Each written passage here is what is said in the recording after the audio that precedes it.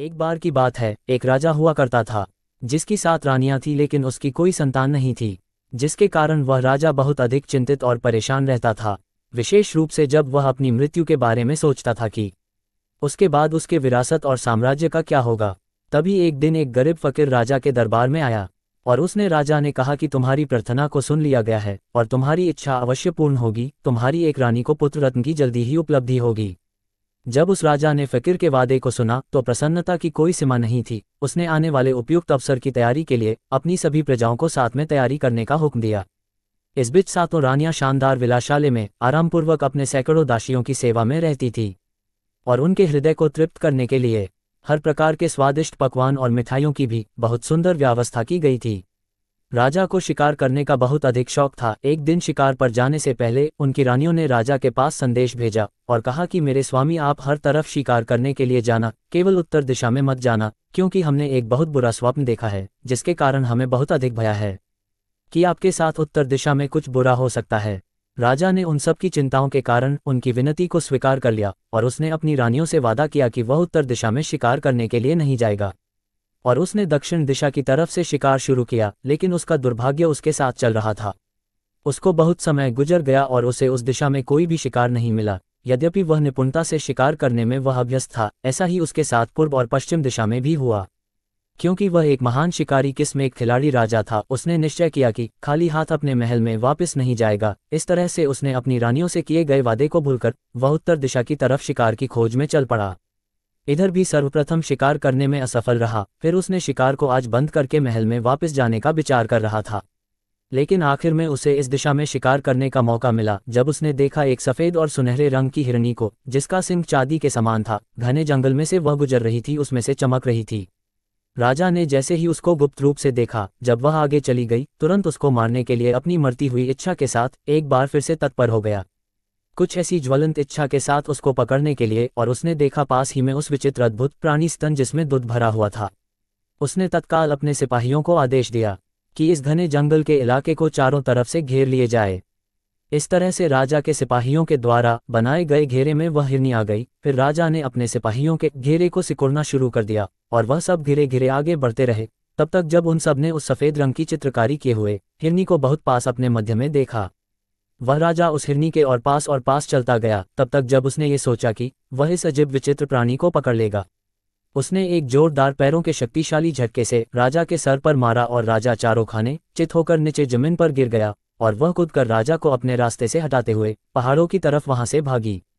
सब कुछ भूलकर राजा खड़ा होकर अपने घोड़े को तैयार किया और उस पर सवार होकर तुरंत उसके पीछे भाग अपना पूरी शक्ति और रफ्तार के साथ घोड़ा अपनी चौकड़ी भरने लगा, जिसके कारण राजा के सभी सेवक बहुत पीछे छूट गए उस सफेद हिरनी को देखते हुए। इससे पहले इतना अधिक शिकार के पीछे वशीभूत नहीं हुआ था। कुछ समय में ही राजा ने अपने आप को एक संकीर्ण घाटी में पाया जहां से निकलने का रास्ता नहीं था। तब राजा ने अपने घोड़े की लगाम को खींचकर उसको खड़ा किया।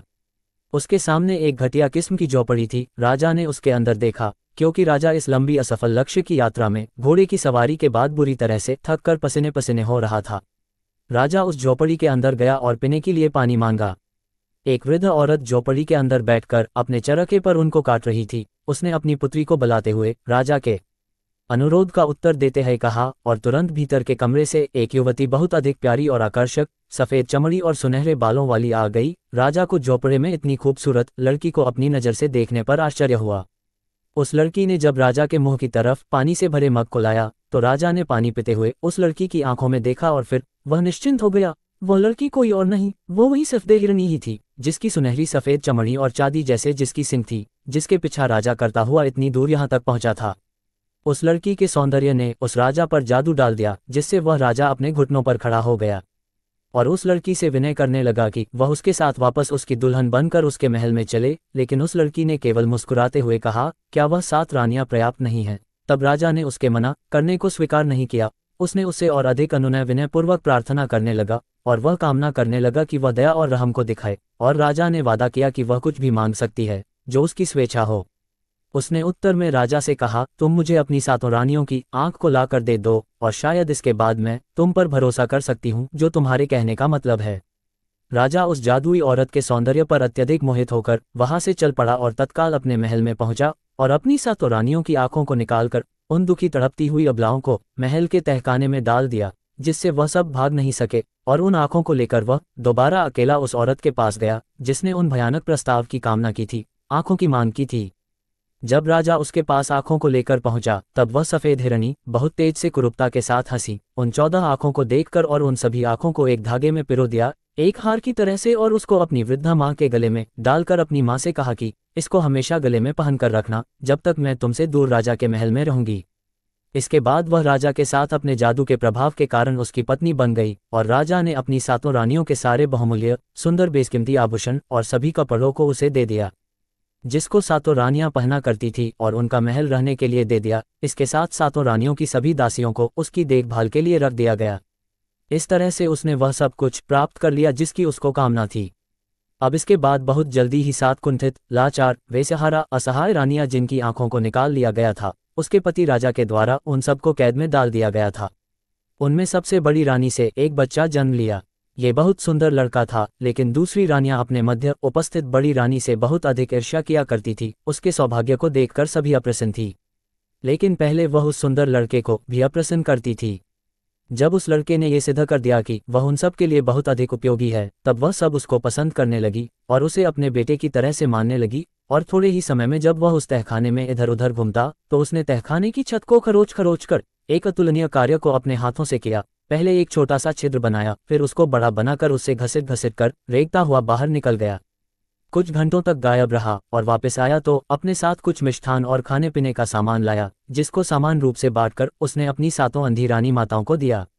जैसे ही वह बड़ा हुआ, उसने उस दीवार के सुराख को और बड़ा बना लिया, और वह उस सुराख से हर रोज दिन में 2-3 बार बाहर जाता और आता था, और वहां बाहर छोटे बच्चों के साथ खेलता था। सारे दूसरे बच्चे उसको छोटू छोटू कहकर बुलाते थे, और उसमें से कोई नहीं जानता कि यह छोटा बच्चा कौन है, लेकिन हर आदमी उसको पसंद करता था। वह लड़का पूर्ण रूप से बहुत अधिक मजाकिया, कलाबाजियों के साथ उसकी हरकतें मस्खरे से भरी हुई थी, बहुत अधिक रूपवान और आनंदित रहने वाला था। वह निश्चिंत था कि उसे इनाम में बिस्कुट और मुट्ठी भर भुने हुए अनाज जरूर मिलेंगे, अथवा कुछ मिठाइयाँ या भोजन की सामग्री। जो भी वस्तुएं इस प्रकार की उसको मिला करती थी, वह इसे लेकर अपनी 7 अंधी माओं के पास लाता था, जिसकी सहायता से वह सब इस तहखाने में जिंदा रहती थी। जबकि संसार समाज समझता था कि वह सब रानियां भूख प्यास से पीड़ित होकर काफी समय पहले ही तहखाने में मर चुकी हैं। आखिर में जब वह लड़का बिल्कुल बड़ा युवा हो गया, एक दिन उसने अपना तीर और धनुष लिया और बाहर निकला शिकार खेलने के लिए। चलते हुए अचानक उस महल के पीछे से गुजर रहा था। अचानक उसकी निगाह उस कुरूप सफेद हिरनी रानी पर पड़ी, जो शानदार और अतुलनीय थी। उसने देखा कि कुछ सफेद कबूतर महल के संगमरमर द्वारा निर्मित बुर्ज के आसपास उड़ रहे थे, और उसने वहीं से अपने तीर धनुष से निशाना साधकर एक सफेद कबूतर को मार दिया। वह कबूतर हवा में चक्कर खाता हुआ उस रानी के करीब खिलड़ी के पास आकर गिर गया, जहां पर सफेद रानी बैठी हुई थी। वह अपने स्थान से खड़ी हुई ये देखने के लिए कि ये कबूतर कैसे मर गया, और उसने बाहर खिड़की से देखा, और पहली ही दृष्टि में उसने उस सुंदर लड़के की झलक को देखा, जो अपने हाथों में तीर धनुष लेकर खड़ा था। उसने अपने जादू की शक्ति से जान लिया कि यह लड़का राजा का है। वह लगभग मर गई ईर्ष्या डाह से, और इसके साथ उसने तय किया उसको नष्ट करना है बिना किसी देरी के। इसलिए उसने अपने नौकरों को भेज और उस लड़के को उसके सामने लाया गया, और उसने कहा उस लड़के से कि जिस कबूतर को उसने अभी मारा है वह उसे बेचेगा।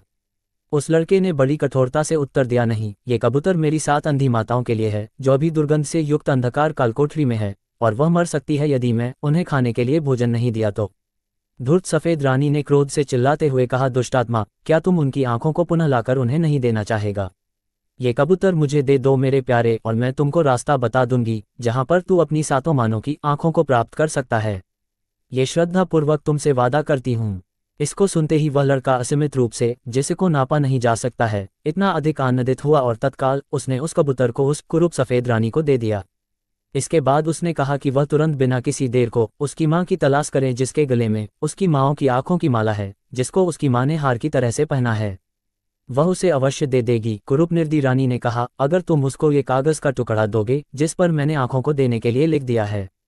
इस तरह से वह कागज का टुकड़ा उस लड़के को दे दिया, जिसमें इस प्रकार से लिखा था कि इस शैतान के बच्चे को तत्काल मार डालो और इसके खून को पिजाओ पानी की तरह से। 7 अंधे रानियों का बेटा अभी तक पढ़ना लिखना नहीं जानता था, इसलिए उसने उस कागज के टुकड़े को बहुत संभाल कर अपने पास रख लिया, और वहां से वह निकल पड़ा उस सफेद रानी की मां को तलाशने के लिए। जब वह यात्रा कर रहा था उसी बीच वह एक ऐसे नगर में पहुंचा जहां पर उसने देखा कि वहां के सभी निवासी बहुत अधिक उदास और निराश थे। फिर उस लड़के ने उन सब से पूछा, क्या बात है, यहाँ सब दुखी और उदास क्यों है? उन सब ने कहा कि यहाँ के राजा की केवल एक संतान है जो एक लड़की है और वह किसी से विवाह नहीं करना चाहती है। जो भी युवा उसके पास विवाह करने के लिए जाता है वह सबको मना कर देती है। इस तरह से जब उसके पिता की मृत्यु हो जाएगी तो इस राज्य और इस राजा की विरासत की कौन देखभाल करेगा? यही सोचकर उस राज्य का प्रत्येक निवासी दुखी और उदास है।